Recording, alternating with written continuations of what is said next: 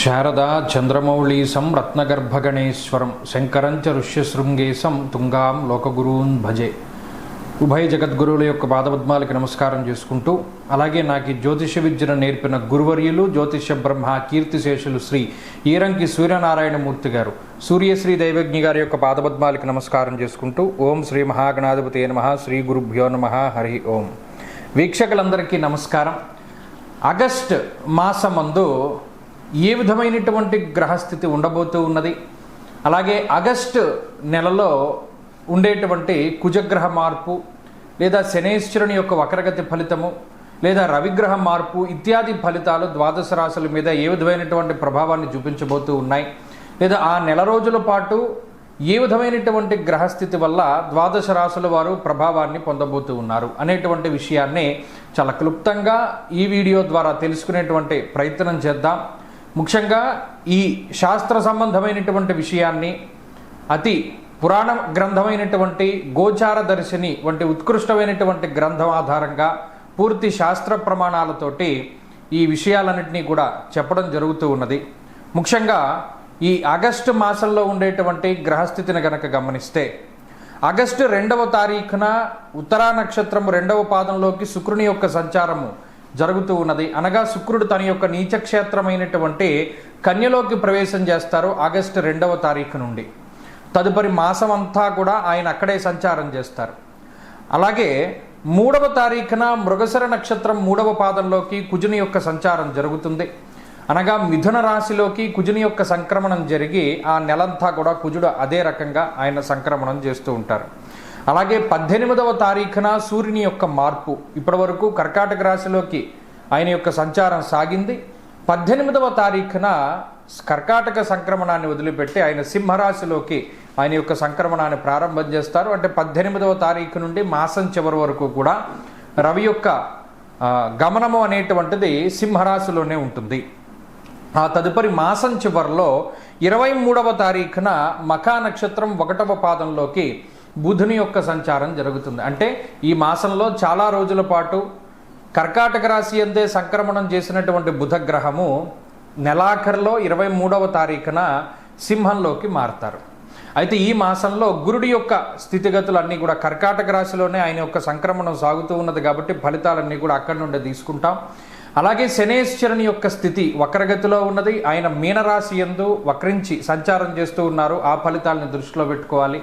కుంభరాశి యందు రాహువు ఉన్నారు. అలాగే సింహమందు కేతుగ్రహం ఉన్నటువంటి పరిస్థితుల్లో ద్వాదశ రాశులపైన ఈ గ్రహస్థితి ఆగస్టు మాసమందు ఏ విధంగా ప్రభావాన్ని చూపించబోతూ ఉన్నది. మరీ ముఖ్యమైనటువంటి విషయం, ఆగస్టు మాసంలో మనకి అనగా భారతదేశానికి ప్రత్యేకించి కనబడేటువంటి గ్రహణములు కానీ లేదా మరి ఏ ఇతరమైనటువంటి దుర్నిమిత్తములు కూడా కనబడడం లేదు. కావున ఎటువంటి గ్రహణ నియమాలు కూడా మనం పాటించవలసినటువంటి అవసరం లేదు. ఈ విషయాలను కూడా మనం దృష్టిలో పెట్టుకోవాలి. ఇక ఫలితాల విషయాన్ని మనం చూద్దాం. వృశ్చిక రాశి వారికి ఆగస్టు మాసంలో ఉండేటువంటి గ్రహస్థితిని చూస్తే, అర్ధాష్టమ రాహు తన యొక్క ఫలితాన్ని వ్యతిరేకంగానే ఇస్తూ ఉన్నారు. పంచమ స్థానంలో వక్రగతి శనేశ్వరుడు, సరే ఆయన వ్యతిరేకమైన ఫలదాత. సప్తమంలో ఉన్న కుజుడు కాస్త అష్టమంలోకి వెళ్ళిపోయారు, ఆయన వ్యతిరేకమైనటువంటి ఫలితాలను ఇస్తారు. ఇక్కడ ప్రధానమైన విషయం ఏంటి అంటే 18వ తారీఖు దాటాక రవి దశమ కేంద్రంలోకి రావడం మంచి విషయం. అలాగే ఈ మాసంలో గురుబలం ఉండడం మంచి విషయం, చంద్రబలం ఉండడం మంచి విషయం.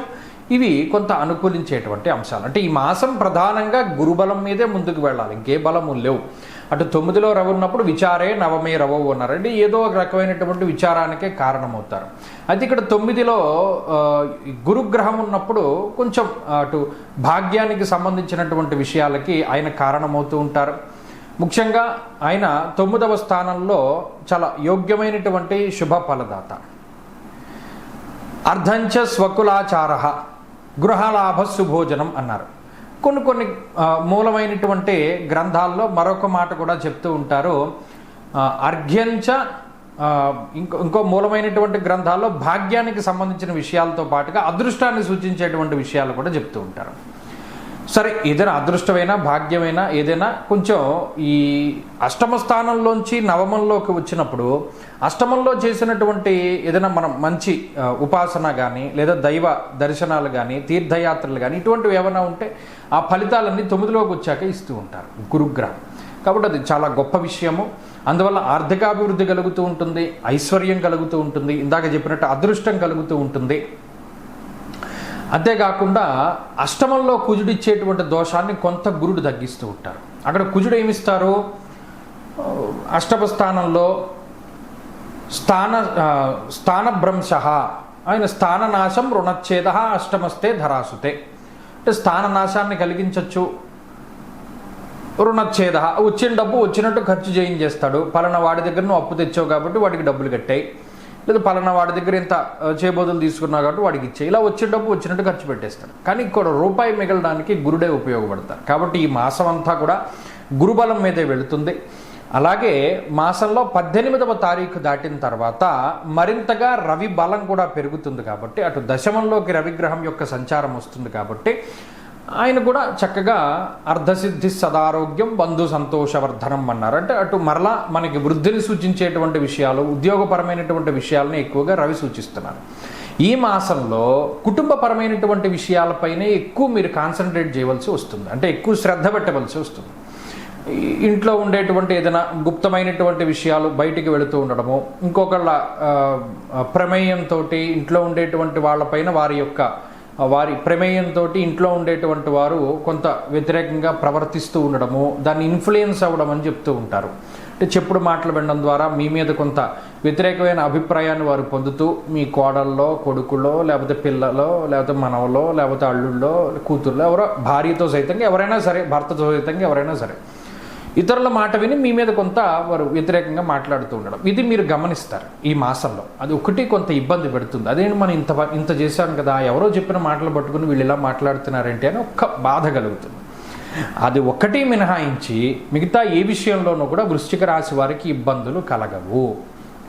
ఇక ఉద్యోగపరంగా శ్రమ ఉన్నా, ఒత్తిడి ఉన్నా, ఏదైనా అవి దాటుకుంటూ ముందుకు వెళుతూనే ఉంటారో అది ఒక విషయం మనం దృష్టిలో పెట్టుకోవాలి.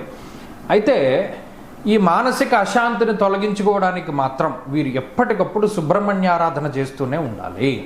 ఎందుకంటే ఎంతసేపు సుబ్రహ్మణ్యారాధన చేయడం ద్వారా మీలో ఉండేటువంటి కొంత ఆ వైరాగ్య భావన కొద్దిగా పెరుగుతూ ఉంటుంది. అంటే ఆ జ్ఞానస్థితి పెరుగుతూ ఉంటుంది. సుబ్రహ్మణ్యుడు జ్ఞానస్వరూపుడు కాబట్టి అందువల్ల మన వాళ్ళే మన గురించి వ్యతిరేకంగా మాట్లాడినా కొంత దాన్ని మనం ఓవర్కమ్ చేయడానికి ఆయన ఉపయోగపడుతూ ఉంటారు.